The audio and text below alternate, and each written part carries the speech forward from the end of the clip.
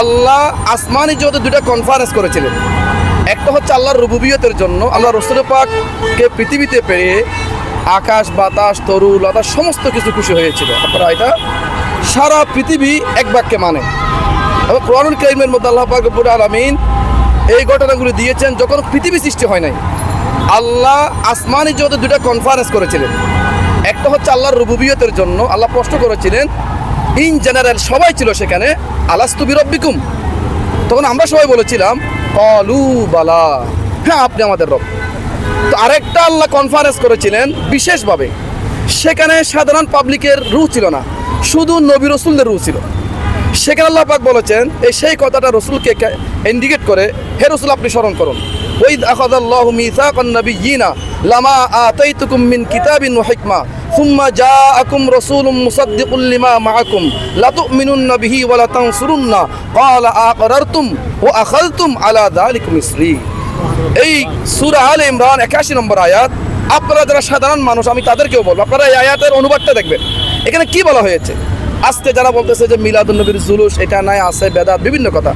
আরে মিলাদুন নবীটা সুন্নাত ইলাহি, স্বয়ং আল্লাহ বক্তা ছিল, সমস্ত আম্বিয়া কিরাম শ্রোতা, আর আলোচ্য বিষয় আলোচনার বিষয় ছিল মিলাদুন নবী। এটা হচ্ছে সূরা আলে ইমরান 81 নম্বর আয়াত। এখানে বলছেন আল্লাহ পাক, হে রাসূল আপনি ওই ঘটনাটা স্মরণ করুন যখন আল্লাহ পাক রব্বুল আলামিন সমস্ত নবীদের কাছ থেকে কমিটমেন্ট নিয়েছিল, ওয়াদা নিয়েছিল কি, লামা আতাইতুকুম মিন কিতাবিন ওয়া হিকমা, হে আম্বিয়া কিরাম আমি আল্লাহ আপনাদেরকে কিতাব দেব, প্রজ্ঞা দেব, হিকমা দেব। তো কন্ডিশন হচ্ছে যখন আমার রাহমাতুল্লাহ আলামিন নবী আসবে, লাম্মা জাআকুম মুসাদ্দিকুন, যখন ওই নবী আসবে, লাতুমিনুন্না বিহি ওয়া লাতানসুরুন্না, যখন সেই রাসূল আসবে আপনারা ওনার উপর ঈমান আনবেন, ওনার দ্বীন ধর্ম প্রতিষ্ঠার জন্য প্রচারের জন্য সাহায্য করবেন। এরপর আল্লাহ বলেন ক্বালা আ'আরারতুম, আপনারা কি আমার এই দেওয়া কমিটমেন্ট মেনে নিয়েছেন? ক্বালু আ'আরারনা, ওনারা বলেন আল্লাহ মেনে নিয়েছে। এখানে আল্লাহ শেষ করেন, এরপর আল্লাহ বলছেন ক্বালা ফাশহাদু, তাহলে এই বিষয়টার ব্যাপারে আপনারা একে অপরের উপর সাক্ষী রাখেন। কাদেরকে বলতেছেন? নবীদেরকে। এরপর আল্লাহ বলতেছেন ওয়া আনা মাআকুম মিনাশ শাহিদিন, শুধু আপনারা সাক্ষী তা নয়, এই বিষয়টার ব্যাপারে স্বয়ং আমি আল্লাহ রাজসাক্ষী হিসেবে আসি। এরপর আল্লাহ বলছেন ফামান তাওয়াল্লা বাদা যালিকা, এরপরেও এই বিষয়টা থেকে যারা মুখ ফিরিয়ে নেবে, এটাকে ডিনাই করবে, অস্বীকার করবে, ফাউলাইকা হুমুল ফাসিকুন, এরা ফাসিক। কোরআন এবং হাদিস আমরা যা দেখেছি সব কিছু একটা কথা বলে, আপনার জানের চেয়ে সমস্ত কিছুর চেয়ে নবীকে বেশি ভালোবাসতে হবে। সবাই জানি না, লা ইউমিনু আহাদুকুম হাত্তা আকুনা হাব্বা ইলাইহি মিন ওয়ালিদিহি ওয়া ওয়ালাদিহি ওয়ান নাসি আজমাইন, হাদিস। কোরআন কি বলছে? কুল ইন কানা আবাউকুম ওয়া আবনাউকুম ওয়া ইখওয়ানুকুম ওয়া আজওয়াজুকুম ওয়া আশীরাতুকুম, এভাবে আল্লাহ বলতে তোমাদের আত্মীয় স্বজন, বাবা মা, সন্তান সন্ততি, ব্যবসা বাণিজ্য যা আছে সব কিছুর চেয়ে আল্লাহ এবং রসুল যদি তোমাদের কাছে প্রিয় না হয়, তাহলে দেখেন, তাহলে সব কিছু কাকে বেশি ভালোবাসতে হবে? আপনারা বলতো বেশি ভালোবাসার দলিলটা কি? সব বেশি ভালোবাসা অনেক একটা আবেগ থাকবে। আপনার সবচাইতে কাছের মানুষটার ব্যাপারে আপনি একটু ভিতরে ফিল করেন।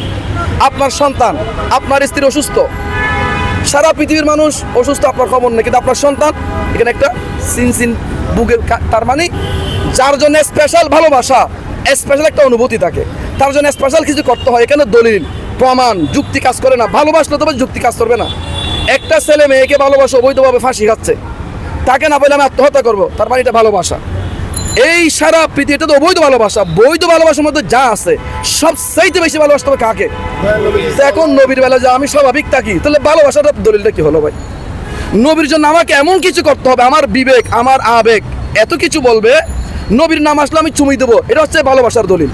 নবীর জন্ম সময় আসছে আমি জুলুস করবো, এটা ভালোবাসার দলিল। পৃথিবীর কোনো দলিল নিয়ে আমরা নবীকে ভালোবাসতে, আরে সিদ্দিক আকবর নামাজের জামাত ছেড়ে দিয়ে নবীকে ইমাম বানিয়ে দিয়েছেন, এটার কোনো দলিল নেই।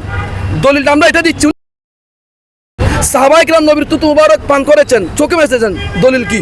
মুহাব্বত। এর আগে কোরআনের কোনো দলিল নেই।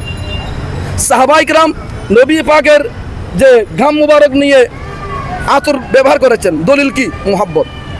পৃথিবীর সমস্ত যারা আলেম বা যারা এগুলো নিয়ে তাদেরকে বলেন যে সাহাবায়ে কেরাম যে ঘাম মুবারক মালিশ করেছেন, এটার দলিলটা একটু দেখান। সিদ্দিক আকবর যে বুখারী শরীফের কিতাবুস সালাতের মধ্যে জামাত চলতেছে, নবী যখন পিছনে আসলো জামাত ছেড়ে দিয়ে উনি ইমাম, রসুল বললেন আবু বকর সিদ্দিক মানে তুই পড়িয়ে দাও, না, উনি নেমে গিয়ে ইমাম মুক্তাদি হয়ে গেলেন, মুক্তাদিকে ইমাম বানিয়ে দিলেন নবীকে। এটা কোন দলিল? পৃথিবীর কোন আলেমকে বলেন এটা দলিল দেওয়ার জন্য, না সিদ্দিক আকবর কোন দলিলে যে নবীকে ইমাম বানিয়ে দিলেন নামাজের মধ্যে? এটা কিসের দলিল? এটা হচ্ছে যে নিজের জানের চেয়ে, মালের চেয়ে, সব কিছুর চেয়ে। এখানে কোনো যুক্তি কাজ করবে না। এটার নাম ঈমান। আমরা সেটার একটু সামান্যতম বহিঃপ্রকাশ করেছি। এটাতে যাদের জ্বলে তারা তো, আমি তো এদেরকে মুসলমানই মনে করি না।